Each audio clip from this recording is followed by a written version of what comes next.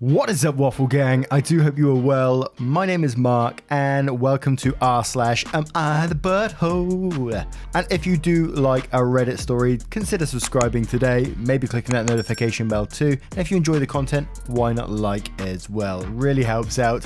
And let's jump in to today's stories. Much love, guys.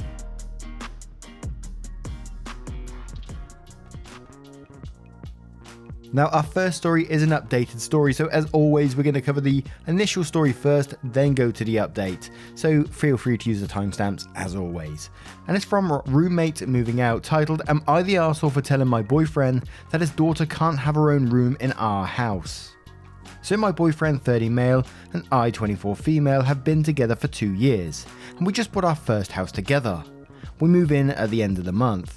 My boyfriend has a 4-year-old daughter, Kate, from a previous relationship. I love Kate with all my heart. She lives with my boyfriend's ex and comes to visit us for short stays and sleepovers, more often in the summertime. Our new house is about a 30-minute drive from Kate's mum's house. It has 3 bedrooms, a master bedroom and 2 smaller bedrooms. We are converting one of the rooms to be an office for my boyfriend and me to work from. That leaves just 1 spare bedroom. Kate was really nervous about us moving so far away, and my boyfriend has reassured her that she will still get to visit all the time, and she will have her own bedroom waiting for her whenever she wants. My issue with this is that I don't want Kate to treat the only spare bedroom as her personal bedroom. Rather, I want it to be thought of as a guest bedroom. Of course, Kate can stay there whenever she wants to. This isn't part of the debate. I want her to feel welcome all the time, but I don't want it to be only her room. I don't want it to be filled with her toys and clothes so nobody else feels comfortable to sleep in there. I don't think it's fair that a room is reserved for someone who is not there 90% of the time. In addition, my boyfriend and I are planning to have a child of our own, and I want to make sure that when that happens, we will have the space for them to live. I can only imagine the circus in a few years if we have to tell Kate we are taking away our room to give it to our new sibling. That's why I want to set expectations now. That Kate is always welcome, but she will be welcomed as a guest. My boyfriend thinks I'm being unreasonable, that Kate needs her own room for stability, especially as she feels we are moving away from her. He says we can keep a pull-out sofa in our office for guests to stay on and call it the spare room, and call the spare room Kate's room. I still don't think it's fair to have a room just for Kate when she won't use it very often, and I think it's reasonable to be worried at the prospect of eventually giving Kate's room away to a future child. And as said, we do have an update to this one, but you said you love this 4-year-old child with all your heart, your boyfriend's daughter, the girl's dad, and then you call her a guest, but she will be welcome as a guest in her father's house. I really don't know what to say to that. To me, that just seems very cold. And you say you love her with all your heart, but you're treating her like she's not a part of your family. She's just an outsider who doesn't belong in your family and just a guest, as you keep saying in your post, who, when you have your own children, is going to lose her room to your child. And it just all feels a bit much for me. But we're going to cover some comments to see what they say. And we're going to start with Norman Beats, who says, and quotes, "That's why I want to set expectations now. That Kate is always welcome, but she will be welcomed as a guest." And then says, "Okay, evil stepmother, tell us more about how your hypothetical future child sibling is not a part of your family." And Sage and Rage says, "You're the arsehole. She is a member of the family and deserves her own space. How did you not have this conversation before buying the house? Isn't how many rooms and what they'll be used for one of the first things discussed before looking at homes to buy?" Android Queen says, "You're the arsehole, and I'm not surprised that you didn't discuss this beforehand because it would be obvious to anyone with a heart that a 4-year-old is not a guest in her father's house. It is her other home. Of course she gets a room there. Seriously, you should go apologize profusely to your boyfriend and his daughter if you have already spoken to her about this." Secure Patient says, "You're the arsehole. You are not ready for this relationship. His daughter is not a guest, she's part of his life, and by acting the way you are, you're not making her feel welcome." Bowie James says, "You're the arsehole. She is a child, a 4-year-old, and you want to make sure she knows that isn't her room. Marinate on that. You want to make sure a 4-year-old isn't too comfortable or at home in her dad's home. If I were him, I'd leave." Sword says, "You're the arsehole. She's not a guest, she's his daughter. My stepson lives 4 hours away, and we get him on school breaks and during the summer. The rest of the time, his room is closed off, so the cats can't wreak havoc.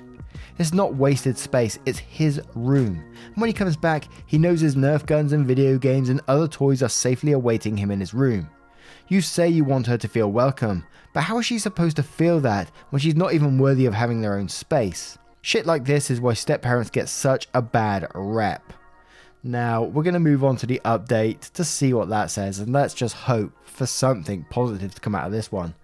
Wowee. So, updates. Hi everyone, first of all, I want to give you all a big thank you. By posting in this sub, I was able to realise just how wrong I was.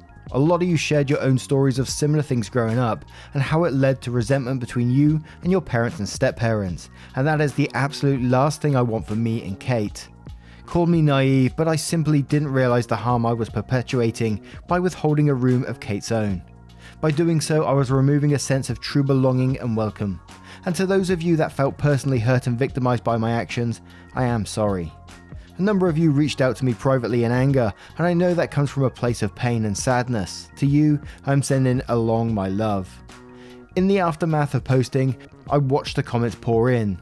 At first I was devastated, but with time I realised that many of you saying the exact same thing, that Kate needs her own room, that it will still be her home, even if she won't be there very often. I showed my boyfriend my post and he laughed at me. He told me I was insane for thinking that Kate wouldn't get to have her own room. The past few weeks we have been occupied with our move and putting together the rooms. We haven't moved over Kate's bed and dresser yet, but we have freshly painted the wall Kate's favourite light blue, and have bought a brand new IKEA toy chest for her. We have decided to double the second room as an office/guest room with a pull-out couch and 2 desks. The pull-out is comfortable as both a couch and a bed. I've tested it. It's a little bit crowded in there, but I think it will be a while before we will have guests anyway. This past Sunday, my boyfriend brought Kate and me to a nearby federal park. We took a short hike to these ruins, one of Kate's favourite places in the world. We had a picnic, and while we were eating, I could see that Kate couldn't sit still. She was trying to hold back a big smile and asked her dad, "Can we do it now?" I was confused, and he said after we finished eating. It turns out the two of them had been planning this for a while. They were spending many days together before she started preschool, sitting in the park and going over every detail. He asked me to marry him. Well, Kate asked. In the past, my boyfriend and I had always agreed that we didn't want to get married, but when he asked, my heart almost stopped and I said yes. I was so caught off guard, but he said with the big change of their new house, he just felt like the time was right. As many of you have said, I shouldn't have been concerned with welcoming Kate into my home. Rather, I should have been concerned with being welcomed into Kate's home. And I do feel this. I want to be a part of Kate's family, and I feel very lucky to be given the opportunity, and I promise I won't let it go to waste. And I personally find that a wonderful update, and it's one of my favourite things about AmITheButtHole, especially when we get updates on posts and, people do realise their mistakes and they grow from them and a positive comes out of it in the end, and I think that's absolutely fantastic. And my favourite little part there was the last paragraph where you said you're welcoming Kate into my home. Rather, I should be concerned with being welcomed into Kate's home and being part of Kate's family, and I think that is just absolutely fantastic. But grinning here, what do you guys make of that one? Let me know your thoughts in the comments below, and we'll move on to another story. And our next story comes from Consistent27163, titled "Am I the Arsehole for billing my boyfriend and not caring if the providers sue him if he doesn't pay?" I, 26 female, have been in a relationship with my boyfriend, 28 male, for a year. He is an artist, that is to say he feels like Picasso while venting his frustration from a full-time job at a bank, accountant, in a canvas, while I am a biomedical engineer. As such, I have a toolbox in the house that I bought for household repairs and the like, while another bigger toolbox sits in my room. We don't live together, filled with my very expensive and specialised tools I use for work. Specifically, I work at a hospital installing, maintaining and repairing the big machinery used in diagnostics. I must remark that this tool cannot be just bought at a hardware store, as a lot of them are machine specific or brand specific, and that I must use them to maintain the insurance and guarantee of these machines. It has never bothered me that he uses common house things to add to his canvas, as he has never taken anything that wasn't already on its way to the bin or donation.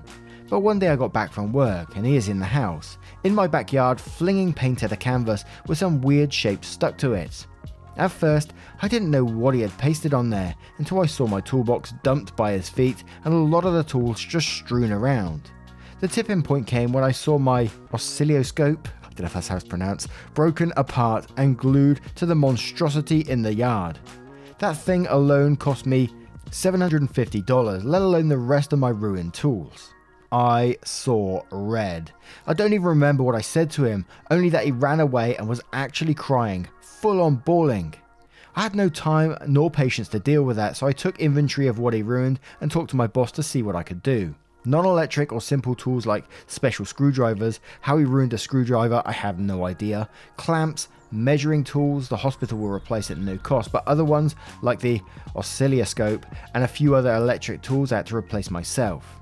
I looked for the exact tools I had before and it came up to $1,876 to replace everything. Checked with a family member who was a lawyer, bought all the replacements and sent the bill to my boyfriend. Well, his mum called me screaming, saying how could I do this to her baby and how he doesn't have the money to pay for it. I know for a fact he does.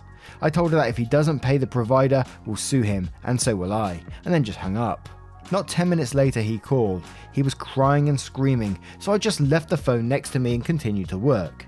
When I didn't hear the ruckus from the phone, I picked it up again. Being noisy in the action, so he realizes I didn't listen to a word he said, and asked if he was done throwing a tantrum. He hanged up. I felt justified at the moment, but I was telling this co-worker and he said I was too harsh. But I did what I had to continue my work. If he wanted to paint tools, there was another toolbox with cheaper stuff in the kitchen. He knows my toolbox is more expensive, so why? I don't understand. So Reddit, am I the arsehole? I had to look back and after this one and make sure that I wasn't an entitled parent or something like that. And I do wonder why, like you said, why would he do this? Because that is not normal behavior. Never in my wildest dreams would I ever think of, just going into someone's toolbox or whatever possessions it is and taking them and using them for some sort of art project I'm doing and absolutely destroying them. And even more so, your specialist toolbox that you use for work, which he knows about, went into and damaged some of this equipment. And I was Googling some of it. I ain't going to try and pronounce that word again, but I Googled it and that looks like an expensive bit of kit. I gotta say, well, it is an expensive bit of kit, but also looks very, very specialist. And then the fact when, he did run off crying and got told off, got his mum involved and she's phoning you and giving you grief about it. Bloody hell, yeah. I don't think I would really want to be with someone like that, but the question keeps coming up. Why? There must have been something else, surely. But Rainbow Dreaming says not the arsehole, too harsh. He disrespected you and your possessions and clearly thought he would get away with it. P.S. I think you mean ex-boyfriend. Equizotic says not the arsehole, why are you still dating this guy? What a complete arsehole. OK Smell says not the arsehole, your boyfriend is behaving like a 10-year-old, not a responsible adult. No way should he have taken any of your stuff without asking, let alone expensive tools you need for your job.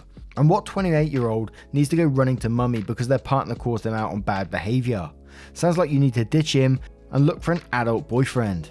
Bursting says, not the arsehole. Sister, this is insane. He deliberately dismantled and broke your valuable work tools for his hobby and then refused to take any responsibility. No way in hell are you the arsehole. He knew what he was doing every step of the way. This is crazy. What can he possibly say in his defense? Aggravating Hurry says not the arsehole, he probably did this on purpose because he has some insecurities about your job / the money you make / level of education / intelligence. Sue him if he doesn't pay and dump his ass. ANL replies to that saying, this is what I'm thinking too. His behavior reminded me of something I've read about abusers who, when going into a rage fit, they only break their partner's things and never their own things. It doesn't sound like OP's ex-boyfriend has never been violent, but clearly has premeditated this, and the likelihood that he did it out of spite and jealousy against OP is pretty goddamn high. And OP replies to that comment saying, I'm not a violent person. Only 3 times in my life have I gotten into a fight and it was in another's defense, but my mum raised no wilting flower. I made it very clear that if he ever raised a hand to me, I would pay it back twice as hard, and he knows I can knock him out. He has seen me spar. I think that might have frustrated him. He's not violent but brusque. Is that a word? I don't know. Rough? Something like that, and I was living with my parents when we started dating. I think he might have felt slighted when I started doing well and he was stuck at the bank. But such is nature of my work. Specialized machines come with specialized maintenance and thus a bigger paycheck. Honestly, at this point, I'm just disappointed in him. He wasn't like this at the beginning. I haven't broken up with him yet, but I guess it's unavoidable. Now, what do you guys make of this one? What's your reason why? Why do you think he may be doing this? Let me know your thoughts in the comments below, and we'll move on to another story. And our next story comes from Am I the Arsehole Joshua Scotty. Am I the arsehole for siding with my wife when she refused to let my son install the lock his mum got him for his room? I married my current wife 6 years ago. She has a 14-year-old son and I have a 16-year-old son from my previous marriage. We normally don't deal with a ton of issues as a blended family. My stepson, Joshua, is nice to everyone and he likes sharing a lot. It's his way of forming strong bonds. My son Scotty, however, is the complete opposite. He hates sharing and is very private. He takes offense to his brother going into his room and borrowing stuff from him. He hates that Joshua does it frequently, but my wife and I thought it was completely normal, as long as Joshua returns everything later. Scotty started complaining about it openly lately, saying Joshua has gone too far with his behaviour, taking stuff constantly without permission. My wife and I came up with a solution, which was getting Scotty a safe to store his valuable possessions, but Scotty said this wasn't enough since he has tons of stuff and he can't put it all in the safe. It all came to a head last week when Joshua took Scotty's Lego collection to take pictures of it outside the house and accidentally broke a couple of pieces. Scotty blew up and got his mum involved. My ex-wife then bought and sent him a lock to install on his bedroom door the same day, which made my wife go mad, calling her disrespectful and overstepping to send locks over to our house. They had a verbal fight on the phone, and I returned home to see my wife arguing with Scotty after he refused to return the lock. I asked him what the heck was going on, and all my wife said was Scotty was expecting her to let him install this lock his mum sent to our house. She said neither boys is allowed to have locks. Scotty said he was done with Joshua taking and breaking his stuff and begged me to say something, convinced my wife to let him keep the lock, but I told him my wife was right in that it was disrespectful of his mum to send the lock to our house. Scotty said if we're so against his mum getting him a lock, then I should get him one instead. But I refused since my wife said neither of the boys are allowed a lock, so it's not like Joshua has a lock and Scotty doesn't. Scotty threw a fit calling me terrible and that he can't wait to move out and be done with our nonsense. We had Joshua apologise, but still Scotty isn't having it. My former in-laws argued that I was being unfair to Scotty after he complained to them and told me to let him keep the lock and not side with my wife and her son. Am I the arsehole? Now we see many a story like this with blended families where one of the children sort of gets pushed to the side and their feelings and their emotions are not looked at, and later on the parents always seem to regret it that they didn't respect their boundaries, because like in this story he said he can't wait to move out, and it will happen one day if you carry on down this path. You have a perfect opportunity to fix things right now and make things start going in the right direction before it's too late. You said in the first paragraph that the children are completely the opposites. Scotty likes his own space, and that's completely fine. If he doesn't want someone touching his possessions, that's his boundaries. I wouldn't want someone coming in and just touching all my stuff. How would you feel if either of your sons came into your room and started rooting around your stuff and taking it because they wanted to do some stuff with it? I'm sure you'd have something to say about that. And let's face it, as nice as you're saying Joshua is, he's not forming strong bonds with his stepbrother at this point, is he? He's damaging the relationship by doing what he's doing, and he must know that. Scotty has shown how unhappy he is with the situation, but Josh continues to do it. So yeah, absolutely you're going to be the arsehole in this situation. But Bookish4269 says, yes, you're the arsehole. I have news for you. Joshua is not nice to everyone. Being nice includes respecting others' belongings and their privacy, and he is not doing that with your son. He invades Scotty's privacy, takes his stuff without permission, and apparently damages some of it.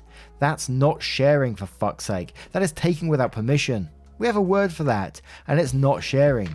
You are the problem here. You doing nothing to correct Joshua's bad behaviour or support Scotty in setting entirely reasonable boundaries for his privacy. You obviously favour your stepson and have zero respect for Scotty's need for privacy and security, that his things belong to him. Your ex was right to send him a lock. Thank goodness she is looking out for his concerns, since you won't and your arsehole wife doesn't think it matters. Peas Please says, you're the arsehole, poor Scotty. No privacy and one parent who doesn't stand up for him. If I was him, I'd move out. Eats Faces for Brunch says, you're the arsehole. Your stepson doesn't like sharing. He likes fucking with your son's shit and you're enabling it. It's not a bonding experience when one half of the equation hates it. When your son turns 18 and never contacts you again, at least you'll know exactly why. Floppy-eared Dog says, you're the arsehole. You in 10 years time. Why does Scotty never call me? He won't go low contact over a lock. It's about how his dad didn't protect him from his thieving snake of a brother and respect his rights or have his back. These things are in the dad job description. You will have irreparably damaged the relationship by putting your wife first when Scotty is the victim. He will not trust or respect you. So your wife has a rule about no locks, but stealing is okay. I can see where Joshua got his morals from. Maybe she doesn't want Scotty to have a lock, so her thief son can steal from your son. You're so obviously the arsehole that I'm wondering if this is a made up post. If yes, then bravo. This is a convincing post. Now, what do you guys make of this one? What do you think about the situation? It's got to be an arsehole one, right? It has to be. I can't see any other way around it. But let me know your thoughts in the comments below and we'll move on to the next story. And our next story comes from Community 76544, titled, Am I the arsehole for causing a scene at my sister-in-law's birthday party after I found out she lied to me? My brother's wife comes from a wealthy family.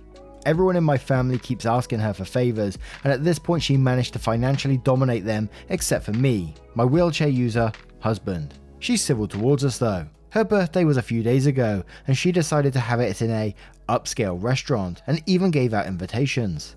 I received one, but it was only in my name. I called to ask her and she said she only wanted women at the party for more freedom and fun. I informed my husband and he said it was fine. He handed me the birthday gift he brought for her and asked me to give it to her. I got to the restaurant and was astonished as I approached the table. My sister-in-law was sitting along with all the women in the family and their husbands. I kept mumbling, what the fuck? Dad and brother were there. I asked Mum what the deal was and she just said, take a seat and we'll explain. I turned to my sister-in-law and asked why there were men at her party when she said only women. Mum spoke up again telling me to sit down, but I told her to stay out of it, then demanded sister-in-law explain. She said, knowing that my husband is wheelchair bound, she thought there'd be so much trouble to get him ready, find him proper transportation, accommodate him at the restaurant, etc. She thought his presence wasn't necessary, but she couldn't openly tell me to leave him at home, so she used this little white lie to get me to have a stress-free time instead of worrying about my husband. I got furious and told her to stop treating my husband as a burden and that she should have been upfront about her plan, adding that what she did was manipulative. I took the gift my husband got out of my bag and said this gift come from the man she excluded from her event and that I was going to return it. Then I walked out, got into an Uber and went home. Mum visited saying sister-in-law was being a bitch but didn't think what I did was okay or tactful. She reminded me sister-in-law is the host/funder for the party, so I have no say in who's invited and who's not, and that I was free to turn and leave as soon as discovered her lie instead of making a scene. Also said it was just a pathetic ego-boosting party, so it's not like she excluded my husband from a wedding. I had to deal with my brother's anger as he was livid and accused me of ruining his wife's birthday over one family member not being included. I said if she was up front I wouldn't have even come, but she deceived me into coming thinking the party had women. He said I got it all wrong and should stop spoiling my husband since he's a big boy and can get over not being included in one event, and wants me to apologise to his wife for reminding me of what she's done to help our family. ETA, I let my husband know about what happened and he stared at me in disbelief, then got all quiet all of a sudden, even refused to talk it out with me and said he needed to be alone for some time. I admit this behaviour on my sister-in-law's part is not new, but still my husband and I were very hurt no matter what our real intentions are. Forgot to add ages, I'm 31 and my husband is 35, sister-in-law is 28. Absolutely not the arsehole, and if I dealt with anyone like that, I'd have done exactly the same, got up and walked out, and would definitely cut people like that out of my life. What an absolutely disgusting attitude to have. But individual ad says not the arsehole, this is your husband, you're well within your rights to call her out and to leave. Honestly, you showed quite a bit of restraint. HVTS says not the arsehole, play discriminatory games, win scenes as prizes. Intelligent Help says not the arsehole, but your entitled sister-in-law certainly is. She's also a coward for lying to you like that. I think she deserved to be publicly shamed like that. I'll tell your brother that until she apologises to your husband for discriminating against his disability, then you will have no further contact with either of them. Edit, I think the low contact or no contact should be extended to anyone who supported or even so little as went along with this. They are much the arsehole as your sister-in-law. And Jammy913 says, oh, not the arsehole to the max. Tell your mum and anyone else who has a problem with your reaction to shove it, because her dishonesty properly earned her that response from you. You didn't ruin her birthday at all. She got exactly what she wanted, an event without your husband in attendance. And ask your brother how it spoils your husband to expect him to be treated with respect. I wouldn't apologise for shit, and I'd remain super pissed in your shoes, OP. Honestly, could at least have been respected, and you could have made your own choice with eyes wide open. Her deception was absolutely disrespectful and wrong. And one more from 1962 Michael, who says, not the arsehole, obviously. I think it is ironic that your brother is telling you to stop spoiling your husband when he is so blatantly covering for his wife's arsholery. As for your mum's comment, I think that sort of behaviour has to be called out at the time. Make a scene in the fancy restaurant, that's the only time they can feel any shame. Bottom line, your mother and brother want the gravy train to keep running, so they want you to suck it up to your sister-in-law like the rest of them. Now, what do you guys make of this one? And we'll move on to the next story. And our next story is from Snits. Am I the arsehole for telling a car detailer I wasn't interested after receiving a high quote? I called a mobile car detailing service to get a quote or estimate for cleaning the interior of my car. The owner answered the phone and told me that he doesn't give quotes over the phone, but we can make an appointment for the detailing and that he would give me the quote in person then. I told him the make and model of my car, but he still wouldn't give me a quote. I thought this was weird, but agreed. We made an appointment for a Saturday afternoon for him to come to my house for the service. The day of, he texted me asking me to reschedule because an earlier appointment was running long, so we rescheduled for the following Saturday. The following Saturday, he rang the doorbell of my house. I answered and met him. Outside he had two vans parked up near my car, and several young men were unpacking tools and a folding table, setting it up. I walked him over to my car and opened the door. He looked inside for less than 10 seconds and then brought out a clipboard with a bill and estimate for $450 to clean, wash and vacuum the upholstery and interior of my car.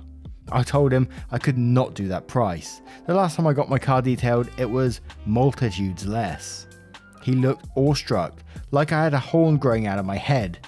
He held his clipboard, looked down at the paper, looked at his guy setting up. He tried to convince me of the value and showed me a very expensive looking machine in the van. I repeated that I could not do that price. At this point he shook his head and told me, I mean, you've kind of got me over a barrel here. I cleared my schedule and came all the way here on a Saturday. I said, I tried to get a quote from you over the phone. If you would have told me ahead of time, you wouldn't have even had to come out here because there is no way I'd have agreed to that price. Him shaking his head. Man, this is so unprofessional. I've never seen anything like this before. This is really unbelievable. He and his crew grumbled, packed up and left. I tried to paint an accurate as picture as possible without any subjective language. So was I the arsehole for refusing the detail service? Nah, to me, this was set up to do exactly that. He knew what he was doing in this position, coming out and just hoping that you would agree to the price because you felt pressured into doing so. And I do wonder, like, I've seen many people like this, many salespeople like this as well, who do try this tactic. Not quite the same, but we have guttering companies around here who will knock on your door and say, oh, I've noticed your guttering needs replacing or cleaning or something along those lines, and they won't leave and they'll try to pressure you into doing so, and they'll be outside with like a van full of lads ready to get going immediately, and it's like, no, just not happening. I know it's not quite the same in this one because the guy initially phoned for a quote and all that kind of thing, but it just gave me very similar vibes. But in this particular situation, I'd go as far to give them a review on that, because you may be saving other people from this kind of, other people who, you know, don't feel like they can actually turn down the service. And I'm sure there's many people, he isn't just doing this on a whim, as he's clearly done this before.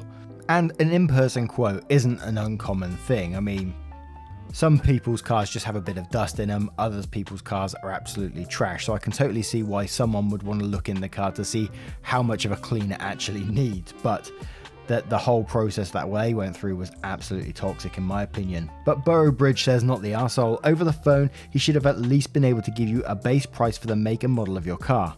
I would say he's using a hard sell technique, that is, show up and get ready, quote you a high price, then try to guilt you into a sale.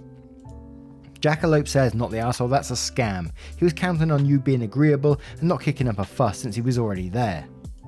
Kegel Exercise says, not the arsehole, that's a sleazy, underhanded manipulation tactic he just attempted on you. I'd put him on blast on social media if it were me, but you do what you please. The Riker Maneuver says, the only person being unprofessional was the detailer. He knew exactly what he was doing. He refused to give you a quote, then gave you a high quote when he got there thinking you wouldn't have the balls to refuse it once he was there and they had already started unloading. I guarantee he's done this before and will continue to rip people off. Not only are you not the arsehole, you should tell everyone you know about his shady business practices. Roboclaw says, not the arsehole, this guy is trying to pull one over on people. There's no reason he shouldn't have been able to quote you a price over the phone to at least give you a ballpark idea of what it would cost. And we'll have one more from Alana Ardre saying, not the arsehole, sounds like a way they try to force people into accepting their services. What might be reasonable is if they charge $20 to come out and give you a quote, but waive the fee if you chose to accept their services. I've done that before when I got a quote to repair a broken window, but to try and bully you into accepting their services? Nope. Now, what do you guys make of this story? Have you ever had a similar experience with cold callers or people that you try to get quotes from before? Let me know your thoughts in the comments below and your verdicts on all of today's stories if you choose to share them. A huge thank you from the bottom of my heart for getting involved today and spending 20 to 30 minutes with the channel and just getting involved. It means the absolute world. There's a playlist on your screen right now, and if you click it, it will literally scroll through the stories for you. There's over 600 videos, Am I the Arsehole videos, and a lot more of the other subreddits as well if you go onto the playlist. And I will see you in the next one. Take care, guys. Much love.